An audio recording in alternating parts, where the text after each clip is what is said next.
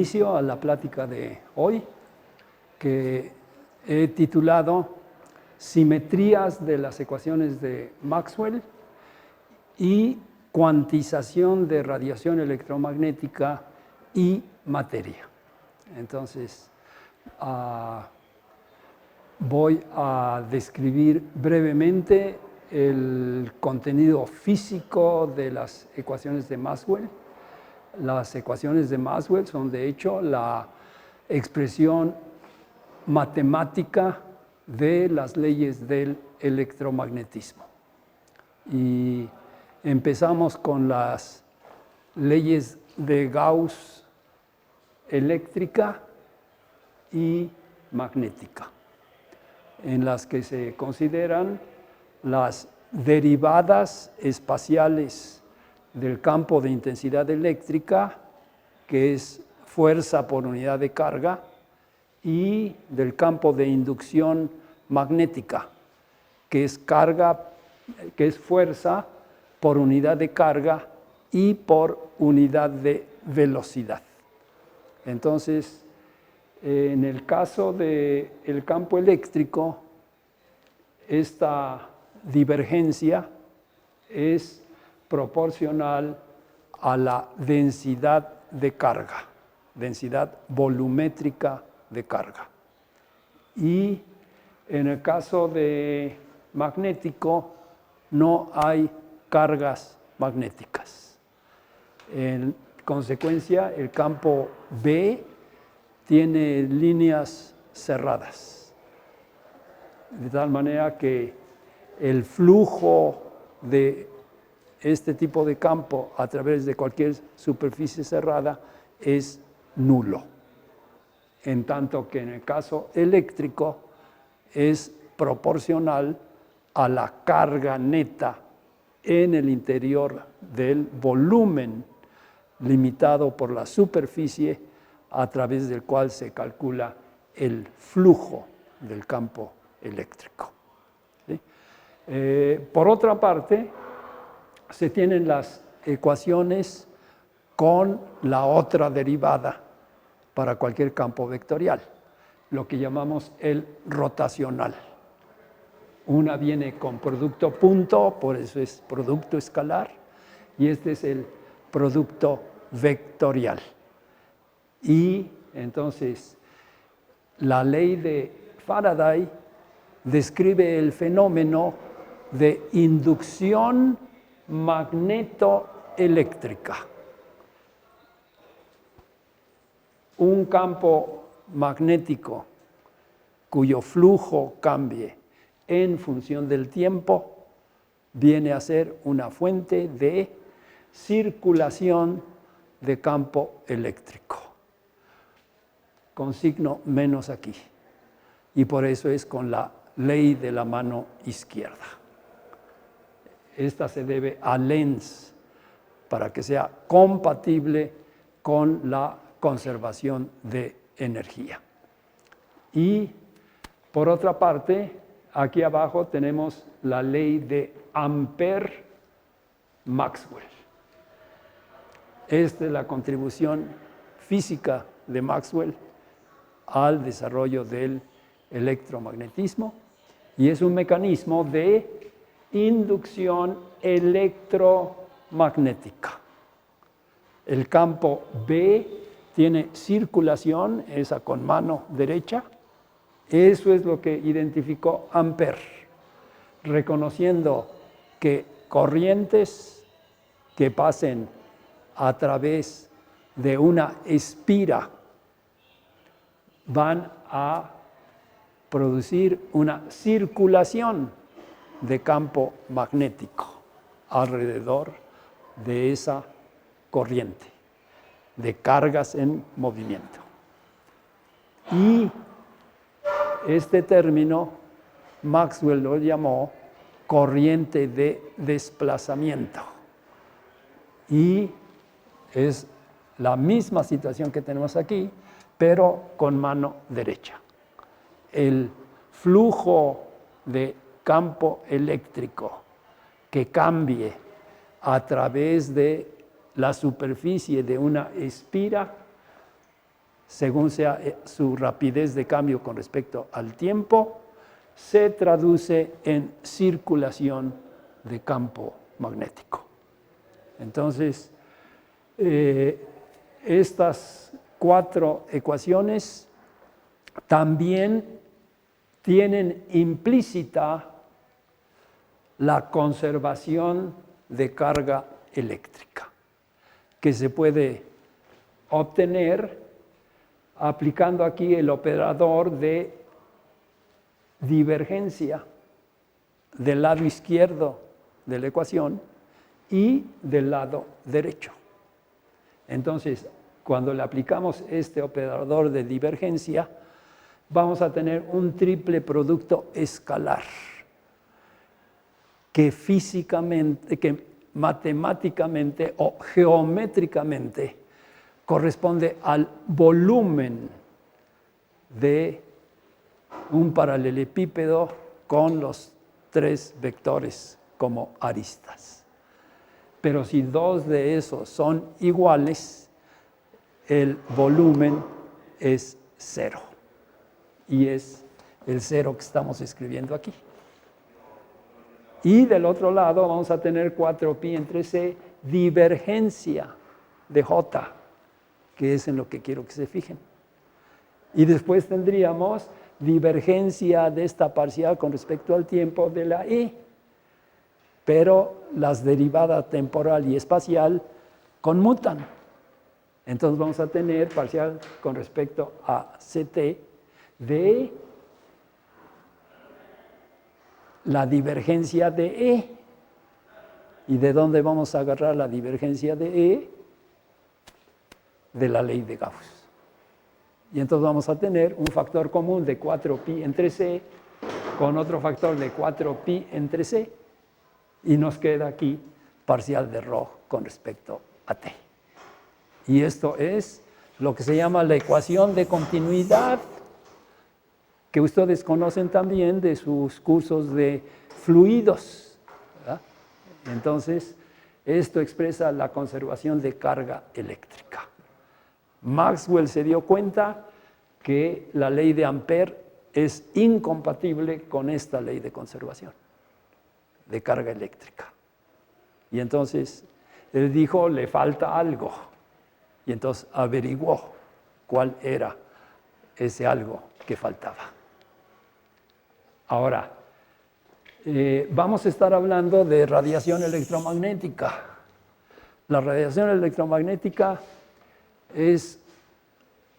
son campos eléctricos y magnéticos que existen en regiones lejanas a las fuentes, sean cargas o sean corrientes. Entonces voy a decir, yo voy a poner 0 aquí y yo voy a poner 0 aquí. Y cuando pongo esos ceros, las ecuaciones que me quedan me están diciendo la divergencia de E es 0. Y entonces fíjense que esto está muy bonito porque la divergencia de E y la divergencia de F, ya la E y la B están a la par. Los dos van a ser solenoidales, se dice, ¿verdad? Y por otra parte, cuando le quitamos este de la J, pues espero que ustedes aprecien aquí la simetría, ¿verdad? Excepto por este signo de la B y la E y de la E y la B. Pero estas ecuaciones son las que están detrás de la explicación, bueno, primero de la predicción de la existencia de ondas electromagnéticas, pero también reconocer que estas ondas electromagnéticas son una consecuencia de que los campos magnéticos que varían en el tiempo son fuente de circulación de campo eléctrico. Y si este también varía en el tiempo, es a su vez fuente de circulación de campo magnético. Y entonces, estos dos procesos de inducción magnetoeléctrica y electromagnética son simultáneos y producen la propagación de estas perturbaciones electromagnéticas. Eso es lo que identificamos como radiación electromagnética. Y ahora quiero hablar precisamente de las simetrías que tienen estas ecuaciones de Maxwell. Y en la sesión anterior mencioné que el electromagnetismo fue el precursor de la teoría de la relatividad y el precursor de la mecánica cuántica. Recuerden ustedes que en este ciclo estamos hablando de fundamentos del electromagnetismo y de la mecánica cuántica. Y ya hemos revisado el principio de superposición en electromagnetismo y en mecánica cuántica. Y reconocimos también la conexión entre esos dos principios de superposición. Porque lo que podemos preguntarnos, el principio de superposición del primero y el principio de superposición de la segunda, ¿son independientes o están conectadas? En el principio de superposición de la mecánica cuántica, lo que se superponen son funciones de onda, soluciones de la ecuación de Schrödinger, o si prefieren ustedes, superposición de estados cuánticos, descritos cada uno, desde luego, por las soluciones de la ecuación de Schrödinger. En electromagnetismo, si superponemos fuentes, vamos a tener campos eléctricos o campos magnéticos que son las superposiciones de los campos eléctricos y magnéticos producidos por cada una de las fuentes individuales. Y desde luego, las soluciones de las ecuaciones de Maxwell son el campo eléctrico y el campo magnético. Los que ya saben algo sobre la ecuación de Schrödinger, ustedes la pueden resolver. Estas son ecuaciones lineales, lineales en las derivadas espaciales y en las derivadas temporales. Es esta linealidad lo que está detrás del principio de superposición. Y cuando resuelven el problema de la mecánica cuántica, ustedes siempre pueden multiplicar por un número entero. Y como la ecuación es lineal y homogénea, entonces eso también va a ser una solución. Y lo que se pide es que la solución completa esté normalizada a la unidad. O sea que la integral de psi estrella, psi integrada a todo el volumen, nos dé la unidad. Esta unidad está detrás de la interpretación de la función de onda como una amplitud de probabilidad. Y entonces la psi estrella psi es una densidad de probabilidad. Y entonces queremos que la probabilidad total, ¿verdad?, al integrar a todo el espacio, sea 1. Si nosotros tenemos la solución en términos de E y de B, y en particular de la combinación E más IB, entonces esa función de onda psi estrella punto psi va a tener E estrella punto E más B estrella punto B. Pero en el electromagnetismo sabemos que eso es densidad de energía. Y entonces, pero si queremos hacer mecánica cuántica, tenemos que normalizar a la unidad. Entonces lo que tenemos que hacer es calcular la integral de la densidad de energía a todo el espacio. Pero eso va a ser la energía que tiene la radiación que tenemos en el espacio. Y entonces eso tenemos que dividir esa integral entre su valor para que nos quede el 1 como probabilidad de que tengamos el sistema que ustedes escojan. Entonces, esa es la conexión que tenemos. Y la solución de estas ecuaciones se puede hacer por el método de separación de variables. Estas ecuaciones están acopladas, pero se pueden desacoplar. Aquí le aplicamos la divergencia, pero si le aplicamos aquí el rotacional, entonces estas ecuaciones nos llevan a la ecuación de onda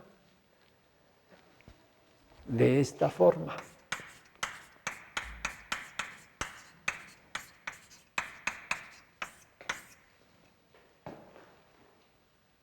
Aplicado a E y a B y con las fuentes correspondientes.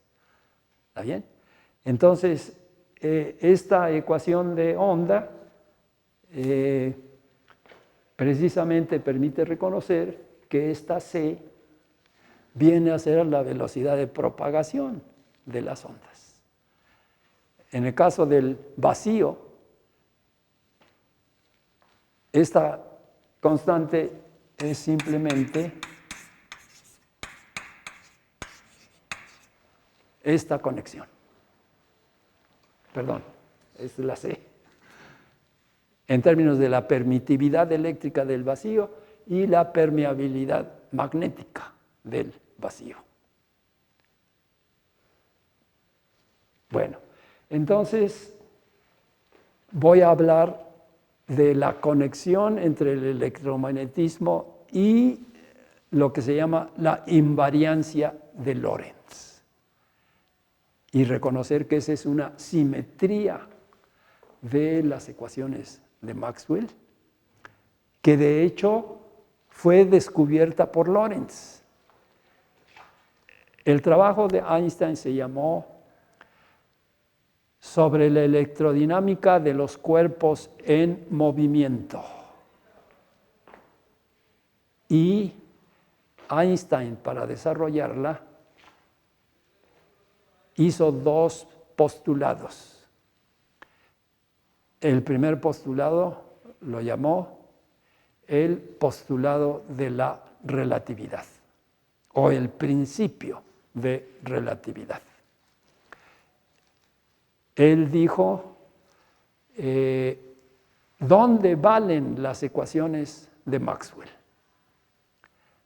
Maxwell pensaba en que las ondas electromagnéticas necesitaban un medio para propagarse. Y los físicos contemporáneos de Maxwell pensaban en este éter luminífero. Y Maxwell dijo, estas ecuaciones valen en el sistema del éter.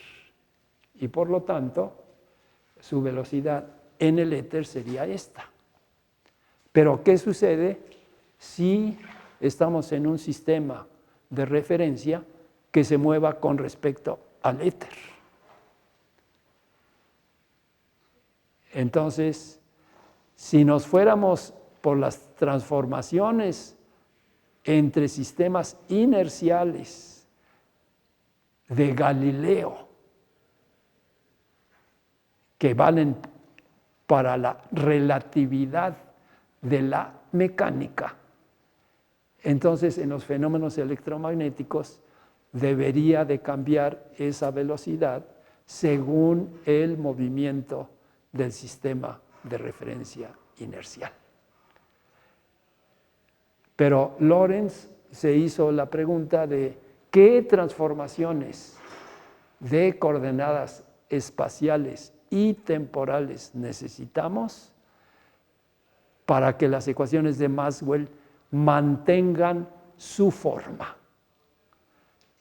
Esta palabra de invariancia, ¿verdad?, se refiere precisamente, se hace una transformación, en este caso de coordenadas, y las ecuaciones no cambian.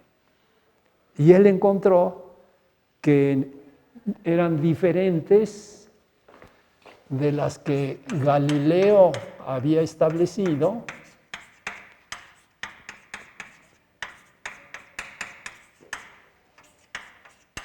y Newton había postulado que hay un tiempo absoluto, que es común para todos los observadores inerciales, independientemente de la velocidad con que se muevan unos con respecto a otros.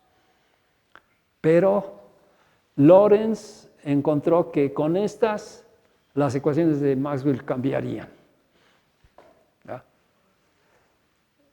Y tuvo que suponer que X' iba a ser una combinación de X y de T, es una transformación lineal, Y' es igual a Y, Z' es igual a Z, y T' no solamente es T, sino que debe de tener también mezclado con la coordenada de posición a lo largo de la cual se mueven un sistema inercial con respecto al otro. Ahora bien, Einstein, además del principio de relatividad, de que las ecuaciones de Maxwell valen en todos los sistemas de referencia inerciales, él lo puso con estas palabras: las leyes del electromagnetismo valen en los sistemas en que valen las leyes de Newton, que son desde luego las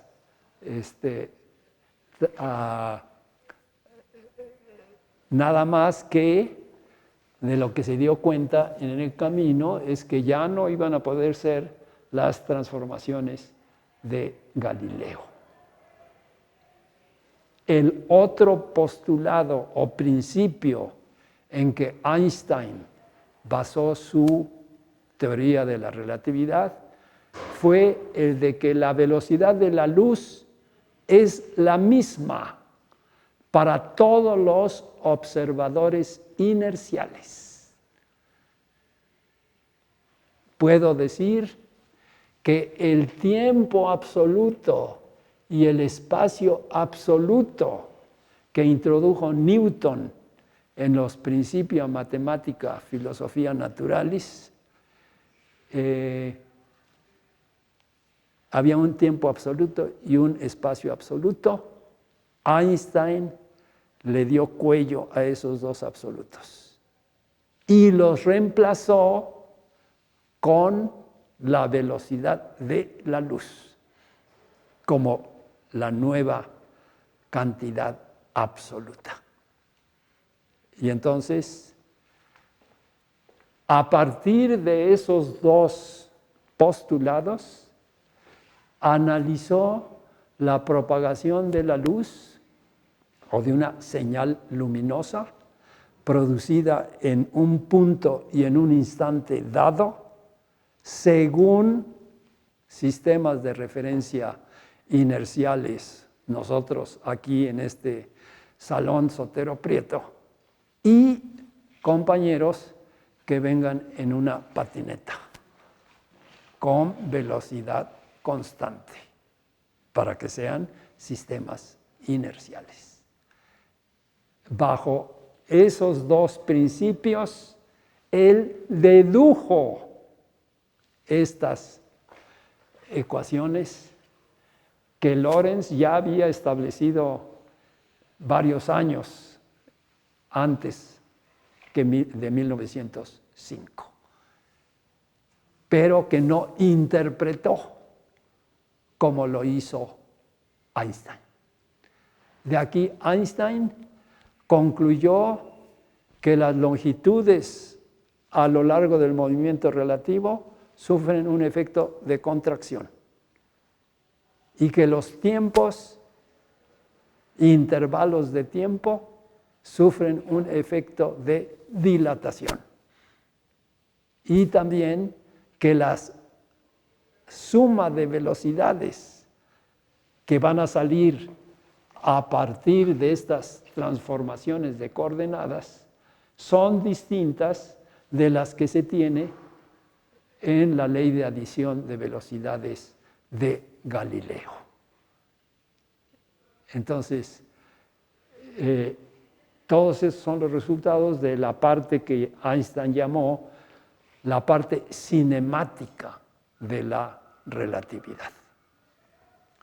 Entonces, esa es la línea que precedió al desarrollo de la relatividad. Pero sus raíces están en estas ecuaciones de Maxwell y esto se extendió por Minkowski, que fue el profesor de matemáticas de Einstein y que Einstein no prestó atención. Y hasta 4 años más tarde le cayó el 20 y le pidió a Marcel Grossman, que había sido su compañero en esas clases, para pedirle sus apuntes, y se puso a estudiar precisamente cálculo tensorial o geometría diferencial de Riemann. Y le tomó 4 años asimilar eso, hasta que en 1915 formuló la relatividad general. Entonces, voy a hablar también de la invariancia de norma, que resulta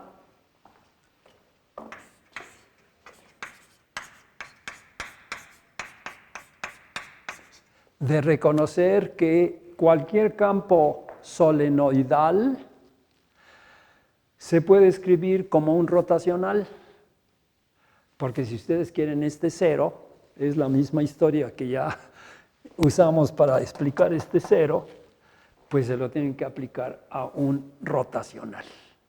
Otra vez, porque es divergencia del rotacional de A. Y si tienen 2 aristas en la misma dirección, el volumen correspondiente es 0. Entonces, esto nos palomea. Este es una integral de esta. Por otra parte, cuando enchufamos aquí,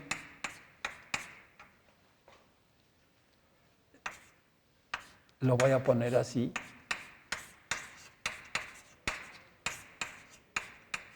¿No? ¿Verdad? Sustituir la B e intercambio derivadas espacial y temporal. Todo lo que tengo aquí. Y entonces ahora junto esta con esta, porque tienen el factor común de rotacional. Entonces tenemos el rotacional de E es igual a 0. Del rotacional más 1 entre C parcial de A con respecto a T, ¿verdad? Es igual a 0. Pero entonces, ¿qué tipo de E me va a satisfacer eso? ¿O qué tipo de E más 1 entre C parcial de A con respecto a T me va a satisfacer a eso? Pues algo que sea un gradiente. Porque el rotacional de cualquier gradiente es igual a 0. A cruz B corresponde a un área, ¿verdad? Pero si tienen los dos iguales, ¿cuánto vale el área? 0. ¿Ok? Entonces, esa es la interpretación geométrica. Y entonces esto nos permite concluir que E va a ser igual a un gradiente, que es lo que saben desde la electrostática, y después le pasamos la A del otro lado y nos queda más 1 entre C parcial de A con respecto a T. Así de simple. ¿Ya? Y entonces fíjense que tienen aquí derivadas espaciales y aquí tienen derivada temporal.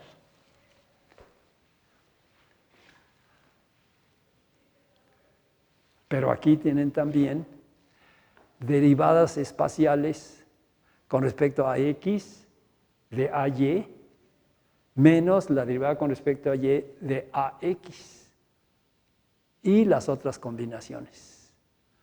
Pero aquí estamos incluyendo esta cuarta combinación. Esta viene a ser la extensión de la parte espacial al incluir el tiempo de esta que tenemos aquí. Si nos da tiempo lo explico en conexión con aquello, pero ahorita me interesa hablar de la invariancia de norma.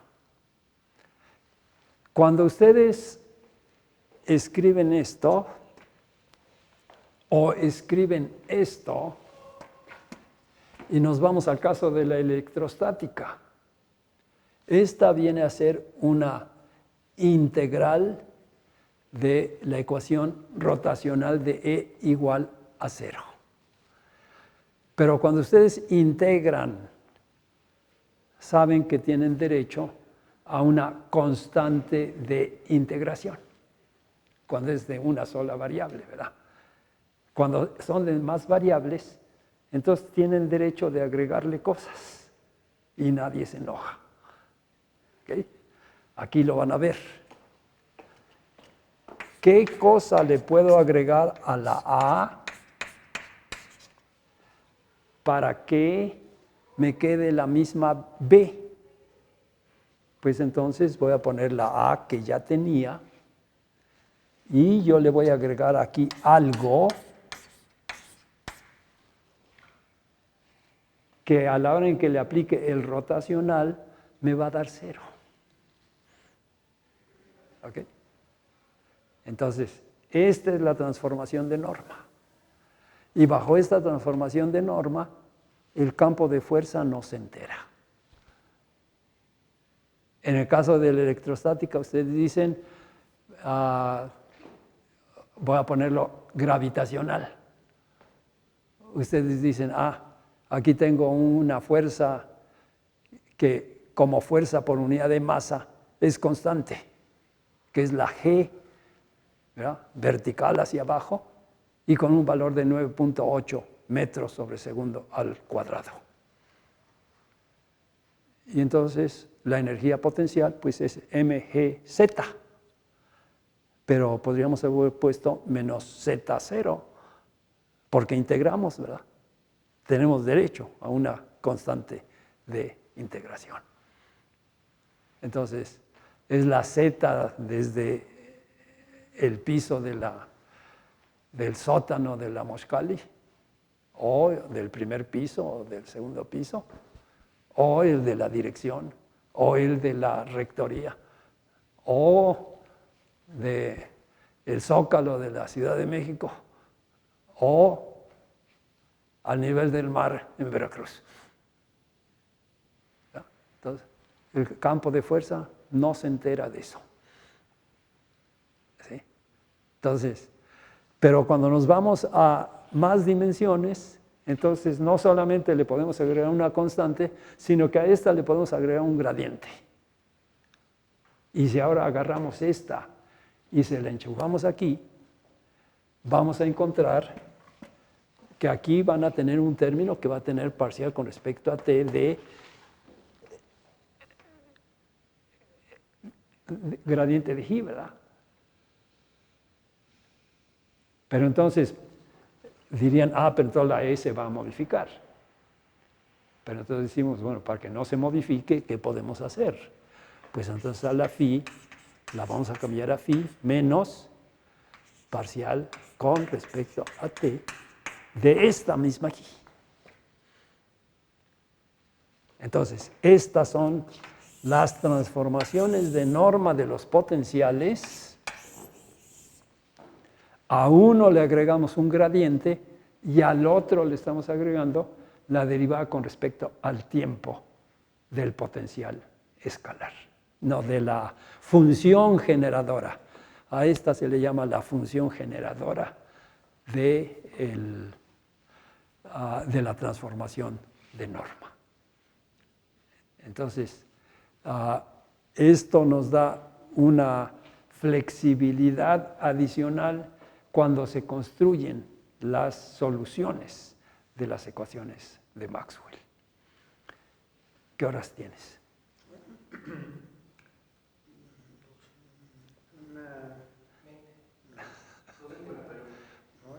12:30.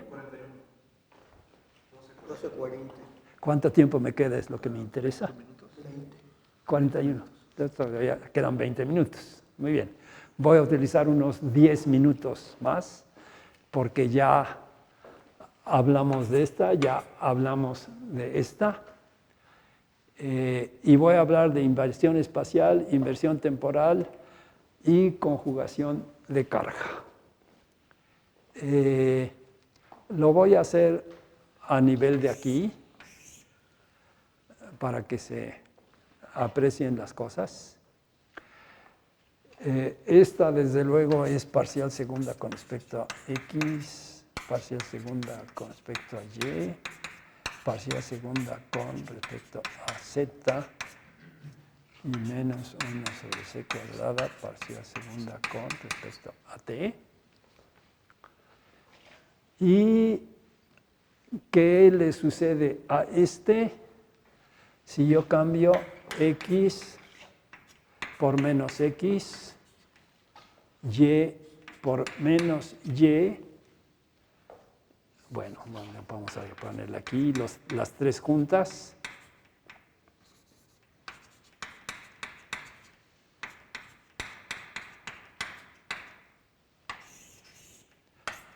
Esto se llama la transformación de paridad. Cambian X por menos X, Y por menos Y, Z por menos Z. Pero, ¿qué le sucede al laplaciano bajo esa transformación?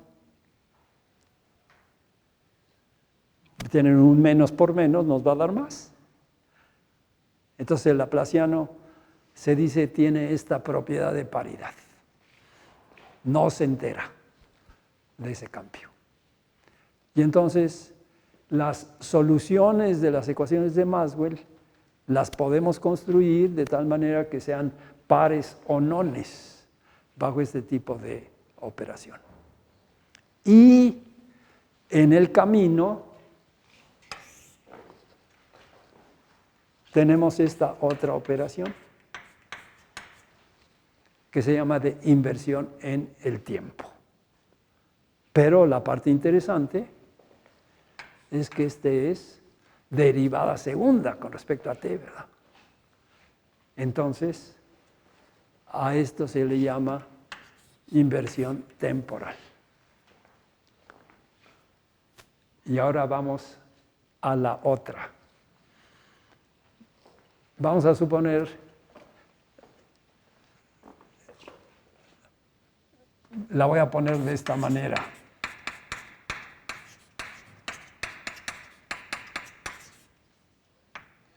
Esta es una integral de superficie. Es la integral de flujo, ¿verdad? La divergencia no es más que el flujo por unidad de volumen. Y por esa razón, carga por unidad de volumen se transforma en densidad de carga.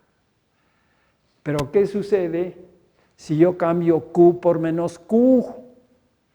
Si yo tuviera una carga positiva, el campo de Coulomb es radial, ¿verdad? Y hacia afuera. Pero si cambio Q por menos Q, entonces van a ser radiales, pero hacia su carga. Unas son divergentes y las otras, por el cambio de signo, son convergentes. A esta operación de que cambiamos cargas con un signo por cargas del otro signo, nos da como consecuencia que los del campo eléctrico cambian, y también si tienen corrientes que iban en un sentido y las comparan con corrientes que van en el sentido opuesto, entonces los campos magnéticos también van a cambiar. ¿Okay? Entonces, a esta operación se le llama conjugación de carga, que es el nombre que tenemos aquí. Y entonces, cada una de ellas es una simetría, pero el producto de las tres también es una simetría del electromagnetismo.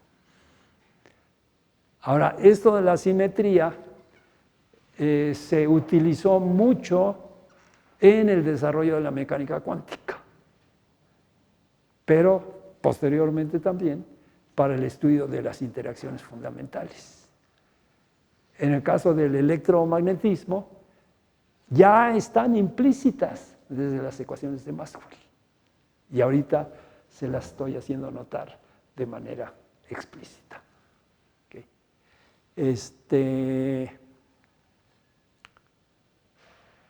Y entonces ahora vamos a pasar a la otra parte de cuantización.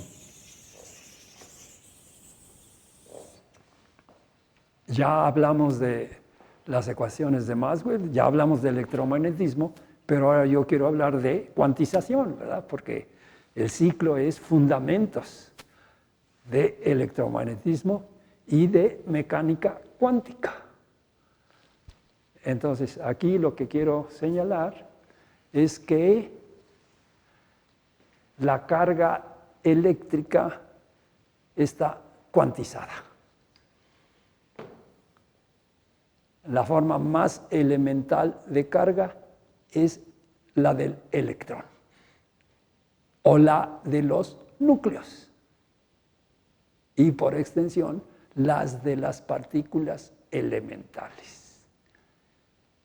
Y de las que conocemos hay neutras, como el neutrón, y las hay de una unidad como el protón positiva o de una unidad negativa con el electrón. Pero sabemos también que el electrón tiene un compañero gemelo que fue descubierto por Anderson en el estudio de los rayos cósmicos. Y todas las cargas vienen en múltiplos enteros de la carga del electrón. Pero eso ya lo había conocido Faraday.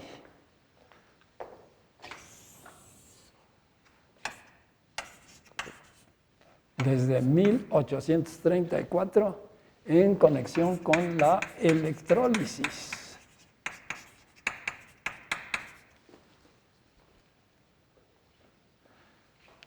En la electrólisis ustedes ponen sal en agua y entonces la sal, las moléculas de sal se disocian en iones cargados positivamente, vamos a decir, sodio positivo y cloro negativo. Y si ustedes meten electrodos en su cuba electrolítica, ¿ya? Y cierran el circuito, entonces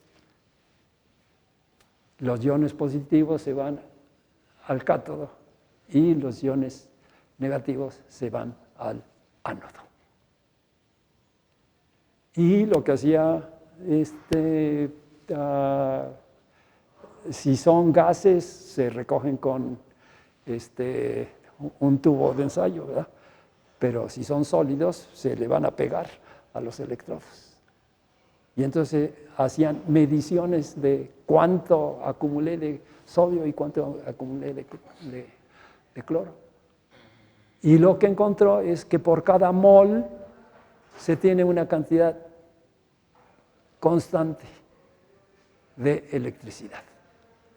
A esta cantidad se le bautizó con el nombre de Faraday. Un Faraday es igual a 96.400 coulombs por mol y por valencia. Para los alcalinos es nada más una, pero para los alquilanotérreos son valencias de 2. Y también para el flúor, todos los halógenos es -1, pero para el oxígeno, el azufre y de esa familia son -2.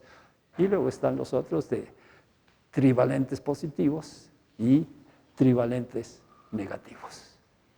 ¿Okay? Entonces, entonces lo que dijo Faraday en el 34, si le creyéramos a la hipótesis atómica, entonces a cada ion le tocaría esa cantidad de electricidad dividida entre el número de iones que haya en cada mol. Pero Faraday dijo, yo soy físico experimental, no vamos a especular. Pero si lo hubiera tomado en serio, y los contemporáneos también, ya estaba ahí la cuantización de la carga eléctrica. Y por otra parte, la mecánica cuántica fue descubierta en 1900 por Planck en conexión con la termodinámica de la radiación electromagnética. El problema que había propuesto o reconocido, que formuló Kirchhoff, diciendo cuál es la distribución de longitudes de onda o de frecuencias de la radiación electromagnética en equilibrio termodinámico con la materia a una temperatura dada. Y entonces, para 1900 se habían hecho ya mediciones, se estaban haciendo mediciones, y Planck estaba en el lugar apropiado, porque en el sótano de su universidad había 2 laboratorios que estaban haciendo este tipo de mediciones. Una para frecuencias bajas y la otra para frecuencias altas. Y de los datos que le iban diciendo sus colegas, él decidió hacer una interpolación de lo que era el comportamiento a bajas frecuencias y lo que era a altas frecuencias. Y de ahí llegó a formular la ley de distribución de frecuencias para la radiación que se llama de cuerpo negro. Y desde luego ahí es donde formuló la idea de que el cambio de energía entre la radiación y la materia con la que está en equilibrio termodinámico involucra un cambio de energía en el sistema material y que esta es una cantidad que es un múltiplo entero de la frecuencia de la radiación que se tenga. Y esta constante de proporcionalidad, ¿qué unidades tiene? Pues tiene unidades de energía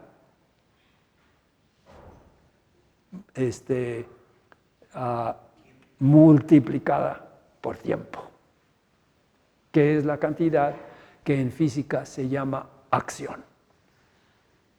Y el resultado más importante del trabajo de Planck fue reconocer que la acción tiene una unidad natural. Voy a mencionar aquí, ya pusimos la C, también aquí ponemos la carga del electrón como un Faraday dividido entre el número de Avogadro, ¿verdad? Y aquí tenemos esta constante de acción.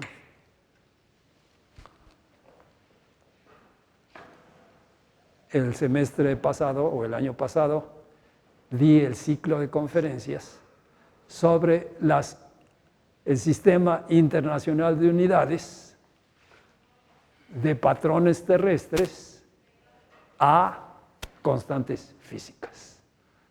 Y las constantes físicas son precisamente la velocidad de la luz, la carga del electrón y la constante de Planck. Con una base electromagnética y de radiación.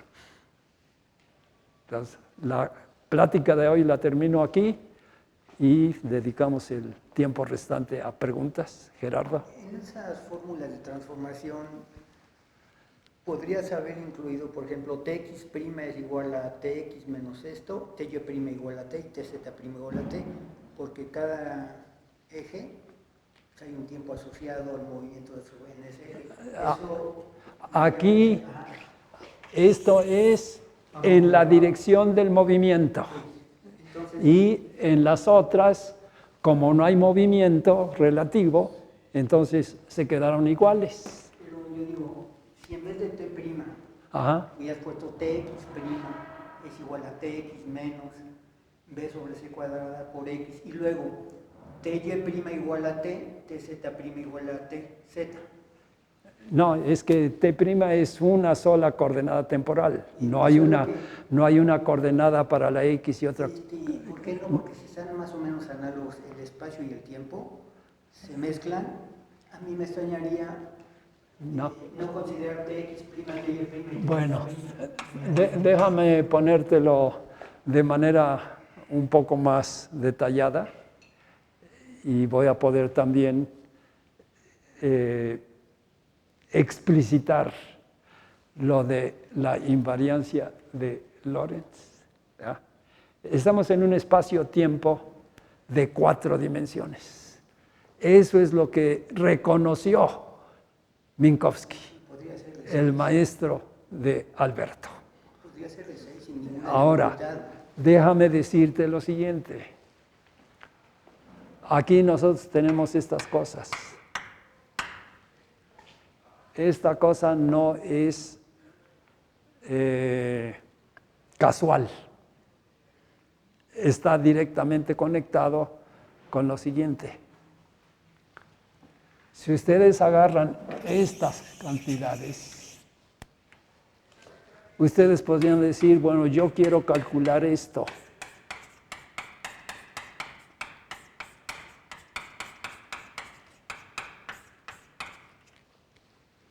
Que es la cosa usual cuando decimos, yo quiero el intervalo espacial al cuadrado, ¿verdad? Pero ¿qué van a encontrar? Que cuando calculen esto, van a tener, además de los delta x' cuadrada, va a venir con su delta x cuadrada.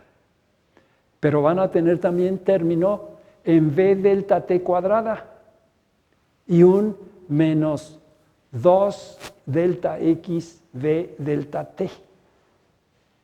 ¿Ok? Y entonces dices, pues esto no se quedó igual, ¿verdad? ¿Sí? Pero si ahora tú agarras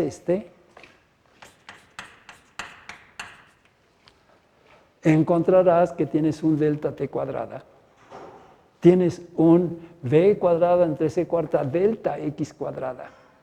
Y te vuelves a encontrar el 2 delta t con v delta x.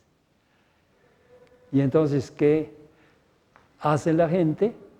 Pues la gente dice, voy a agarrar estos, pero también voy a ponerle este otro.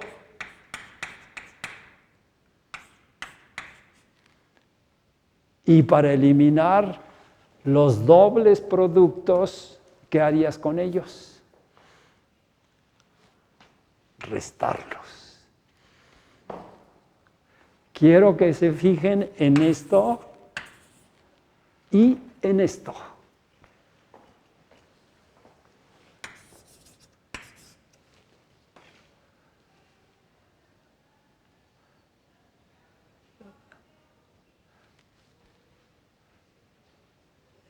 Y entonces, lo que se hace es precisamente, el trabajo de Minkowski fue importante porque precisamente reconoció que en la notación que al final de cuentas adoptó Einstein, inclusive, se tienen cuadrivectores en este espacio-tiempo de 4 dimensiones, en las que se tienen una parte espacial, que es la que todos conocemos, pero también se tiene una parte temporal. Y si nos seguimos con la idea de decir, en vez de restar, ¿qué puedo hacer? Le pongo una i, porque esa cuando eleve al cuadrado, automáticamente me da este signo negativo. Y entonces les voy a mostrar, si es que todavía hay tiempo, o ya no, ya es la 1. Entonces ya nos salimos, pero nada más voy a poner un par de, no, bueno, nada más aquí.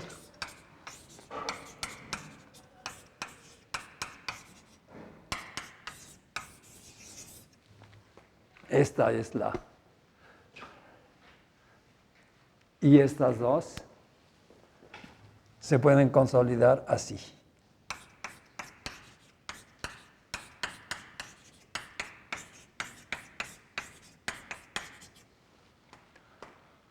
Y reconocemos que AMU es una cosa así.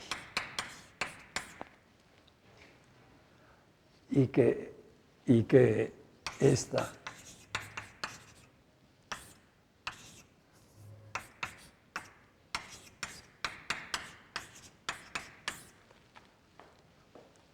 sí.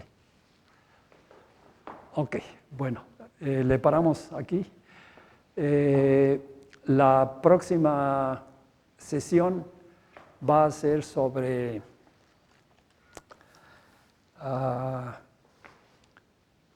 nuevas formas de luz. Voy a empezar con el máser y el láser como nuevos tipos de radiación hace 60 años y después haces ópticos invariantes en propagación. Los de tipo Bessel se inventaron hace 33 años va a ser. Pero después ha habido de tipo Mathieu con geometría elíptica y de tipo Weber con geometría parabólica. El primero fue en Rochester, pero los otros dos fueron en el INAOE y en el TEC de Monterrey, por Julio César Gutiérrez Vega. Y los más recientes de los que yo conozco y en los que de hecho estamos trabajando son interacciones, momento, luz toroidal multipolar. Hasta el momento de multipolaridad 1, observados en metamateriales y en nanomateriales. Y las otras dos pláticas van a estar directamente conectadas con eso. Les pido que le compartan la noticia de las conferencias con sus compañeros, a ver si viene un poco más de gente. Muchas gracias.